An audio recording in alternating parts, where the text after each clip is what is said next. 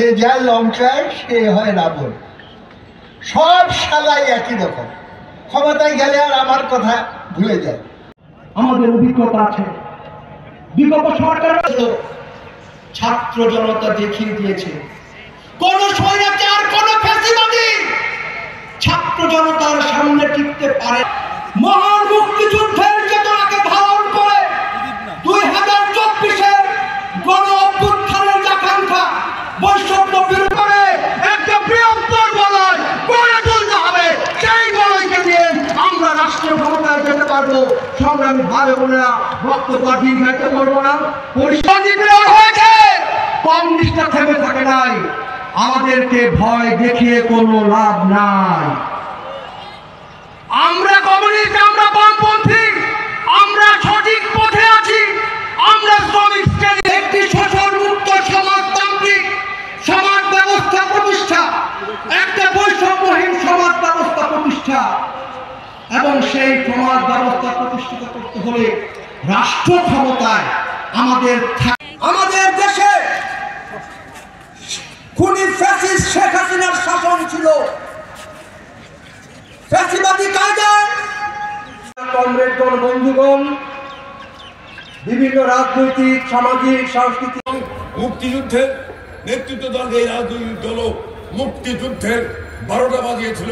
সেই মুক্তিযুদ্ধের ধারায় বাংলাদেশকে ফিরিয়ে আনা মানে সমাজতন্ত্রের ধারায় বাংলাদেশকে ফিরিয়ে আনা। সংগ্রামী বন্ধুরা, সেই ধারায় লাল পতাকা নিয়ে আমরা এগিয়ে যাব। ঢাকা শহরকে আজকে প্রকম্পিত করবে। আমরা কমিউনিস্ট পার্টি, শ্রমিক শ্রেণীর পার্টি হিসাবে, শ্রমজীবী মেহনতি মানুষের পার্টি হিসাবে আমরা আমাদের লড়াই, আমার শ্রমজীবী মেহনতি মানুষ তারা জীবন দিয়েছেন। শ্রমজীবী মানুষের রক্তে যুগের পর যুগ দেশ লাল হয়ে গেছে, কিন্তু শ্রমজীবী মেহনতি মানুষের ভাগ্যের কোনো পরিবর্তন আজও হয় না। আমাদের অধিকার বাস্তবায়ন করতে চাই, আর এই অধিকার যদি বাস্তবায়ন করতে হয়, তাই আজকে আমাদের শ্রমিক রাজ কায়েম করব, কৃষক রাজ কায়েম করব, শ্রমজীবী মেহনতি মানুষ রাষ্ট্র ক্ষমতা আমরা দখল করব। সেই চেতনা, সেই প্রত্যয় আমাদের প্রত্যেকটা কমরেড, এদেশের আপামর জনসাধারণকে সংগ্রাম অব্যাহত আছে, সংগ্রাম অব্যাহত থাকবে। আজকে সব আন্দোলনে আমরা আছি। আপনারা জানেন, রিক্সা ভ্যান শ্রমিকরা ঢাকা, তারপরে তিনি বলতেন, ভাইয়েরা সব শালাকে তো দেখছেন, কিন্তু নিজের শালাকে তো দেখেন নাই। এইবার নিজের শালাকে দেখতে হবে, এবং সেইটাই হলো আমাদের নয়া যুক্ত ফ্রন্ট গঠনের যে ডাক আমি দিলাম, সেইটার ভিত্তিতে আমরা নতুন ভবিষ্যৎ রচনা করব।